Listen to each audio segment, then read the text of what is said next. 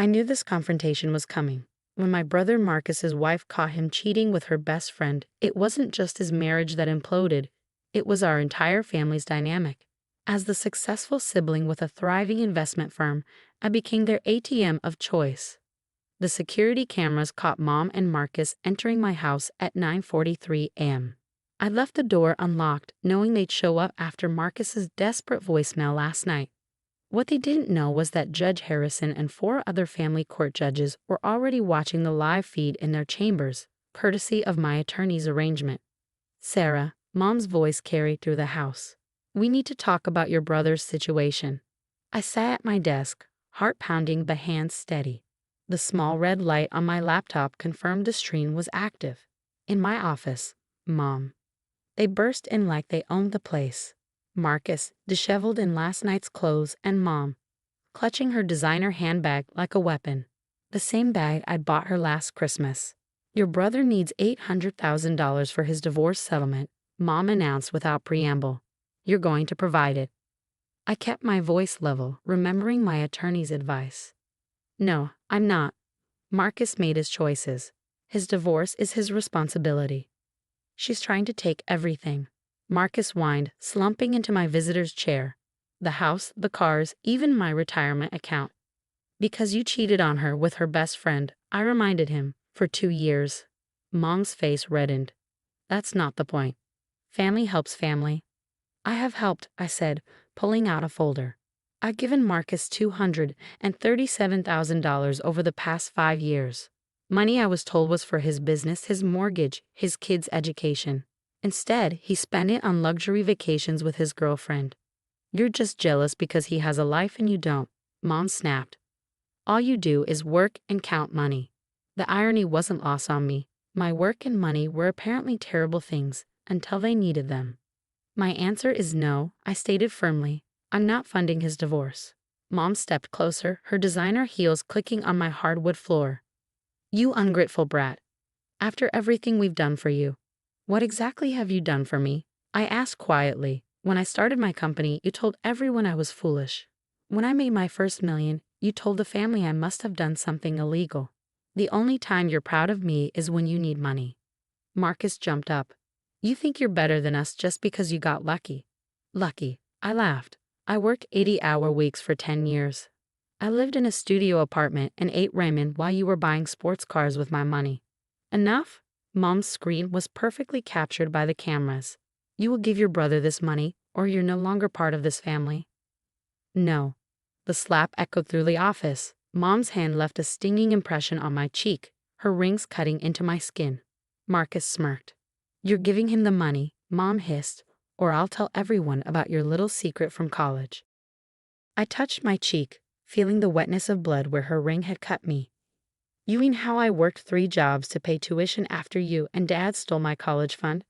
Go ahead. Tell everyone. You little. Mom raised her hand again. I wouldn't, I said calmly. The first assault was bad enough. A second one would just make the judges angrier. Judges? Marcus's smirk vanished. What judges? I turned my laptop around, showing them the live stream. 5 windows showed 5 different courtrooms, where 5 judges were watching everything. In the corner of the screen, a recording indicator blinked steadily. You've been broadcasting us, Mom's voice rose to a shriek. No, Mom, you've been broadcasting yourselves.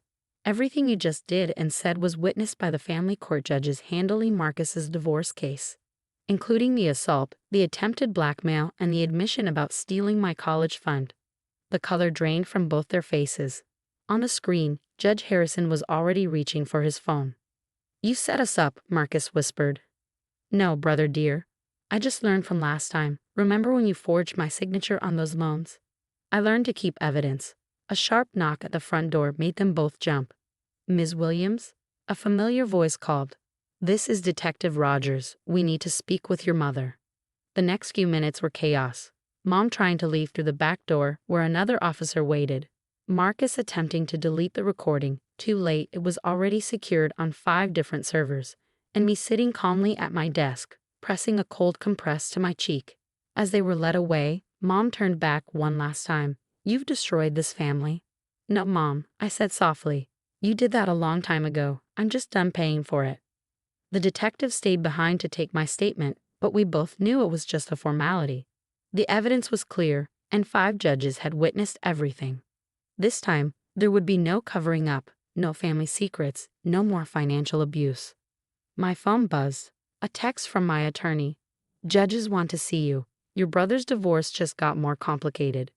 I smiled, wincing at the pain in my cheek. Sometimes justice comes with a price. But finally, I wasn't the one paying it.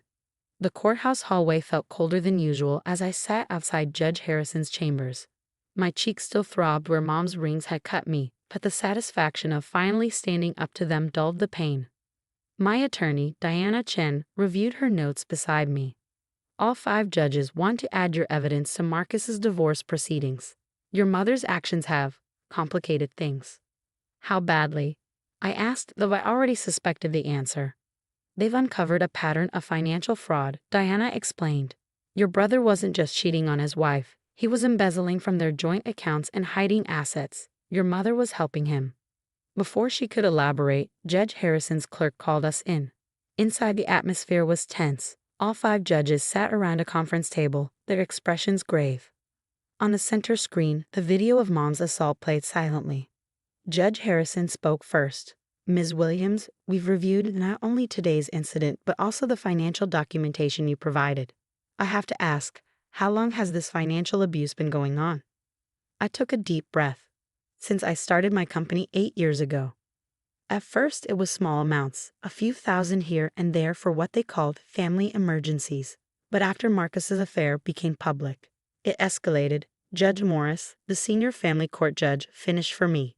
We've seen the transfer records, $812,000 in total, not counting the college fund theft. Diana handed them another file. We've also discovered that Ms. Williams's mother and brother used her personal information to obtain multiple loans. The judges exchanged looks. Judge Harrison leaned forward. Ms. Williams, are you aware that your brother listed you as a guarantor for his assets in his divorce proceedings? My blood ran cold.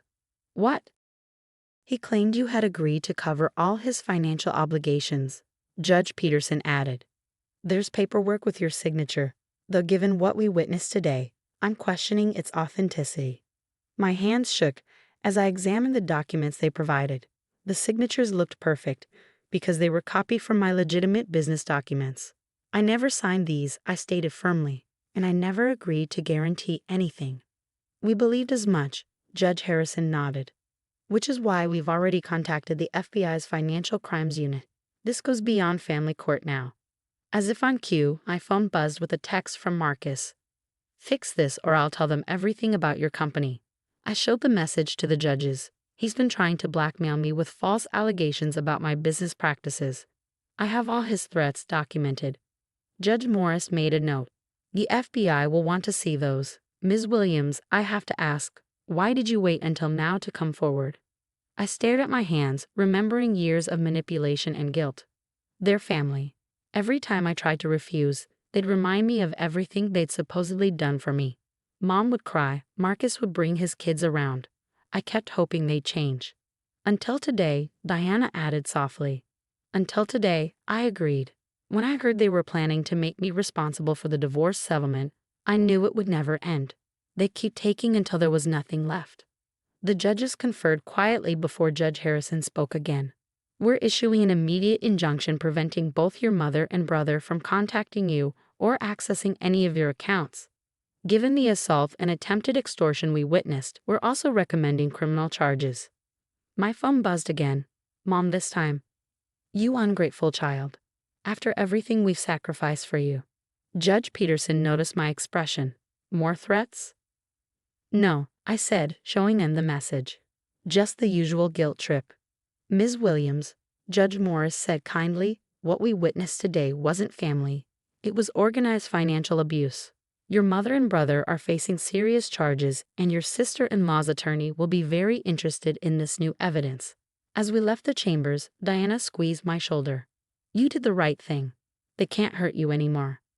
In the parking lot, I found my car vandalized, Marcus's final act of retaliation before being taken into custody. The words "Fenianaialoi traitor" were scratched deep into the paint.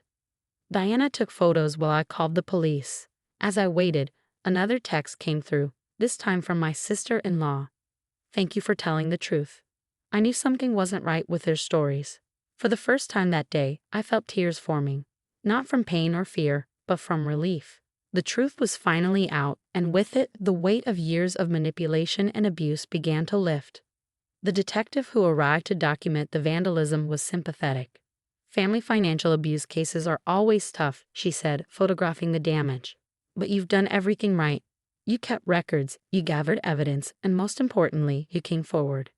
Looking at my damaged car, I realized it was a fitting symbol. Like me, it bore the scars of their abuse, but it was still running, still moving forward. The scratches could be repaired, just like I could heal. What happens now? I asked Diana as we watched the police finish their report. Now, she said firmly, you live your life without their chains, and they face the consequences of their actions. I nodded, touching my bruised cheek one last time.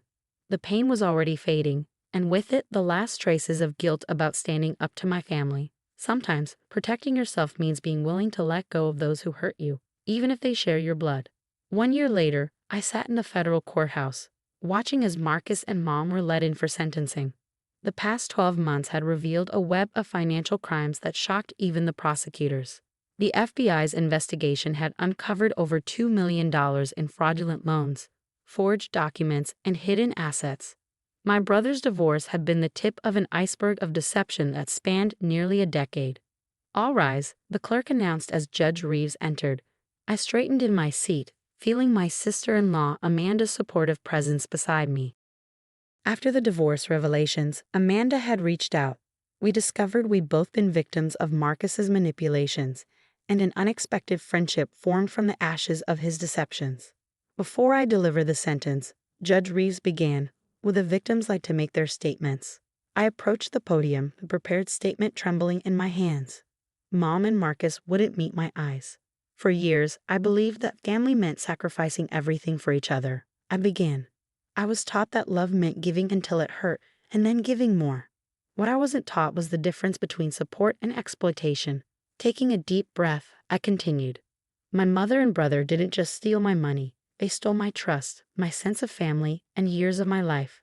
They used my success as a weapon against me, turning every achievement into an obligation. Mom started crying, but I'd learned to recognize her tears for what they were, another manipulation tactic. The physical assault that day in my office wasn't the first act of violence, it was just the first one caught on camera. The real violence was the years of emotional and financial abuse, the constant threats, the manipulation of my love and guilt. After I finished, Amanda took her turn, revealing how Marcus had systematically drained their children's college funds while convincing her she was bad with money. Judge Reeves listened intently before addressing the defendants. Mrs. Williams, Mr. Williams, your actions show a calculated pattern of exploitation targeting your own family members.